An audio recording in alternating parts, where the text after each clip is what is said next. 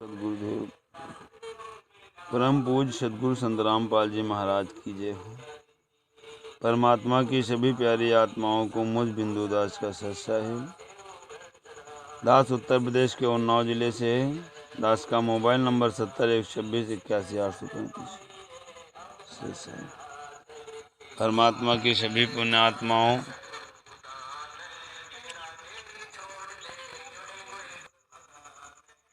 परमात्मा की दया से, बंदी छोड़ की दया से आज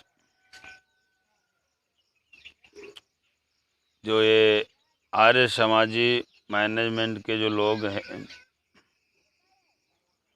जिन्होंने हम भक्तों को गुरु जी का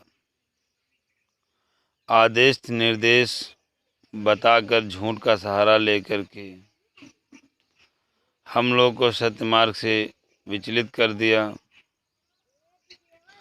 और काल के मुंह में झोंक दिया। जब 600 साल पहले पूर्ण परमात्मा कबीर जी स्वयं सदगुरु की भूमिका कर रहे थे, तब अपनी वाणी में एक वाणी बोली थी कि झूठ बराबर सच बराबर तप नहीं, झूठ बराबर पाप, और जाके हृदय सांच है वाके हृदय आप। और ये मैनेजमेंट के गद्दार लोग जो कह रहे हैं कि परमात्मा का आदेश है, गुरु जी का आदेश है, गुरु जी की आड़ में ये लोग अपने काले कारनामे करते हैं।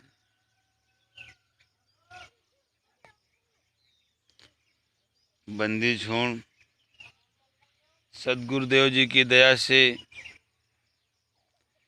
बिहार में रहने वाले सासाराम जिले के माननीय advocate, senior advocate Shri Shashi Bhushan Das ji के द्वारा लिखित ये पुस्तक ज्ञान अमृत एवं षड्यंत्र का विष। इस पुस्तक को पढ़ने के बाद बरवाला कांड में 5 महिला एक बच्चे की हत्या करने वाले हत्यारी हरियाणा की राष्ट्रीय समाज सेवा समिति का खुलासा हुआ। जैसे कि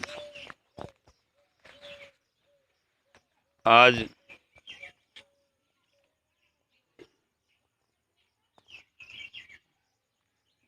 हम ये पुस्तक जो ज्ञान अमृत एवं षड्यंत्र के विष के माध्यम से 79 पेज की राष्ट्रीय समाज सेवा समिति का संगठन कैसे हुआ और क्यों हुआ, इसकी चर्चा करना चाहेंगे, इसका खुलासा करेंगे। जैसे कि गुरु जी ने अपने सत्संग के माध्यम से सभी भक्तात्माओं को बताया है कि जो आर्य समाजी थे वो मेरे परिवार के घर के लोग थे, और ये घर परिवार के लोगों ने गुरु जी के साथ इस प्रकार का व्यवहार किया, कुछ चेष्टा की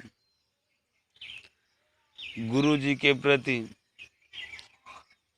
इतने गंदे विचार रखे और गुरु जी को अपना घर छोड़ना पड़ा। घर छोड़ करके जिंद में अपना आश्रम बना करके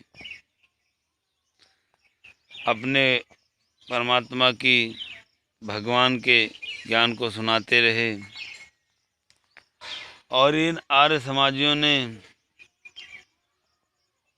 गुरु जी को बदनाम किया, आश्रम में गलत काम किए, सारे आरोप गुरु जी पे लगाए। और इतना घिनौना काम करने के बाद जब सारे जगत समाज को विश्व में पता चला तो आर्य समाजी अपने आप को छिपाने के लिए राष्ट्रीय समाज सेवा समिति का चोला ओढ़ लिया। तो आइए जानते हैं इस ज्ञान अमृत एवं षड्यंत्र के विष नामक पुस्तक में कि आखिर इसका क्या मतलब है, ये कैसे इन्होंने अपना ये समिति बनाई। 2010 में राष्ट्रीय समाज सेवा समिति RSS का गठन। आर्य समाजियों द्वारा संत रामपाल जी महाराज का विरोध दो तरीकों अपनाकर कर रहे हैं। एक वे लोग जो स्पष्ट यानी खुले रूप से आमने सामने होकर विरोध करते थे, जैसे करौथा आश्रम पर 2006, 2009, 2013 में घटना का अंजाम देकर किए। दूसरे वे लोग जो अपने आप को संत रामपाल जी महाराज का मौजूद शिष्य बनाकर आश्रम का प्रबंधन अपने हाथों में लेकर गुरु जी का आदेश है कि आण लेकर अंदरूनी तरीके से आर्य समाजियों के मंसूबे को समर्थन करके अप्रत्यक्ष रूप में विरोध करते हैं।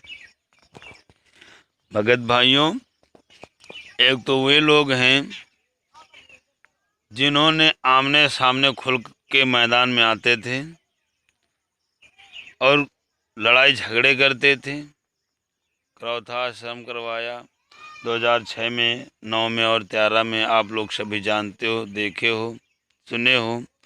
और दूसरे वे लोग थे जो कह रहे थे कि हम गुरु जी का शिष्य हैं। यही गद्दार वो लोग हैं जिन्होंने 2014 में बरवाला आश्रम में प्रवेश किया और गुरु जी के साथ रह कर के गुरु जी को अपना एक यूं कहें कि झूठा गुरु, एक अपना काम निकालने के लिए, चोरी करने के लिए झूठा फरेबी काम किया और गुरु जी के साथ रह करके जो भी परमात्मा के पुण्य आत्माएं थे उनको अपने जाल में फंसाते गए। यहाँ तक कि अपने गुरु जी को भी हाई चेक कर लिया और गुरु जी को बंधक बनाने के बाद ये लोग कहने लगे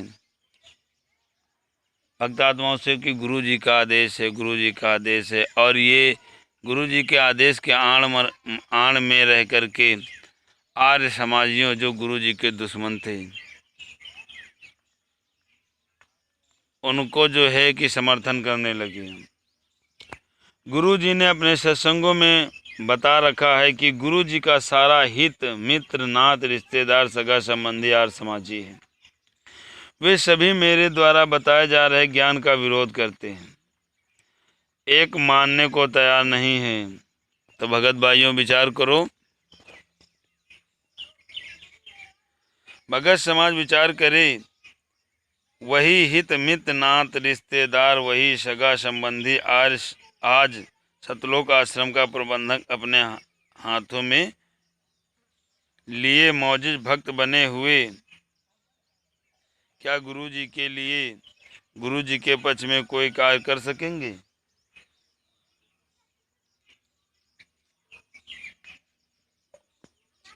गुरु जी ने बताए अपने नाते रिश्तेदार के आर्य समाजी होने के दाग को छिपाने के लिए समाज सेवा समिति, राष्ट्रीय समाज सेवा समिति RSS के स्वरूप में अपने आप को परिवर्तित करने के लिए, इस स्वरूप में परिवर्तित करने के लिए ऐसे लोग भक्तों को बुलाकर, चोरी भक्तों को बुलाकर 14/8/2010 को रोहतक मानसरोवर, 14/8/2010 को रोहतक में मानसरोवर पार्क में हरियाणा में सदगुरु श्री रामपाल जी महाराज के बिना जानकारी के एक समिति का संगठन करने हेतु बैठक की।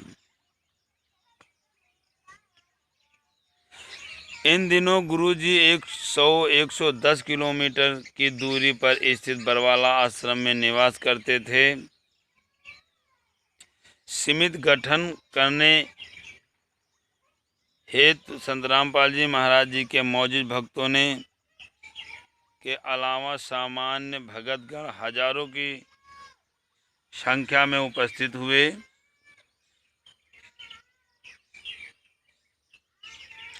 मौजूद भक्त अपनी मनमानी आचरण करने वाले, मौजूद भगत का मतलब है कि अपना मनमाना आचरण करने वाला। जब भाई अपने गुरु जी की कोई बात सुनेगा नहीं तो अपना मनमाना आचरण करेगा।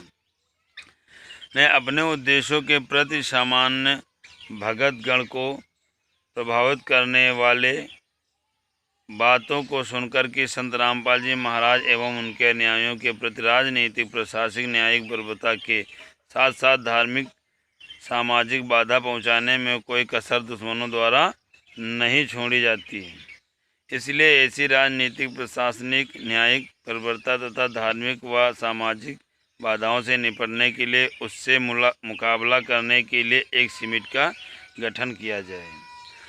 ऊंचे पदों पर बैठे भ्रष्ट अधिकारियों, मंत्रियों, न्यायाधीशों के विरुद्ध मजबूती से लड़ सके और संत रामपाल जी महाराज के साथ न्यायालयों में जाकर असामाजिक तत्वों यानी दबंगों आदि से निपटने के लिए हर संभव प्रयास कर सके। सभी उपस्थित भगतगण ने समिति गठन करने की स्वीकृति एकमत होकर करा दे दी। भगत आत्माओं, इन लोगों ने झूठ बोल करके कि गुरु जी के खिलाफ जो एक गलत निर्णय हो रहे हैं न्यायालय, कोर्ट, और ये जो गुरु जी के साथ हो रहा है ये गलत है। और कभी इन्होंने अपने आप ये नहीं बताया कि ये गलत करने वाला कौन है, ना ही कोई भगत ये पूछा कि ये आखिर गलत कर कौन रहा है। आश्रम में तो सभी जाते थे, देखते थे कि गुरु जी के बिना बताए एक औरत से नाम दीक्षा दिलाते थे और कहते थे कि गुरु जी का आदेश है, ये औरत के ऊपर परमात्मा का हाथ रहता है, वास रहता है, ये नाम दीक्षा देगी। और अंत में कहते थे कि आशीर्वाद गुरु जी से लेना, बताना नहीं। तब भी भक्तों की आंखें नहीं खुली और इन लोगों ने इस प्रकार से झूठ बोल करके गुरु जी के खिलाफ ये स्वयं गलत कार्य करते थे और हम लोगों को लूट रहे थे। तो भगत भाइयों, आप लोग अपने गुरु जी के वचनों पे सुनो और वचनों पे अमल करो। परमात्मा की दया से आप लोग अपने गुरु जी की बातों को मानो।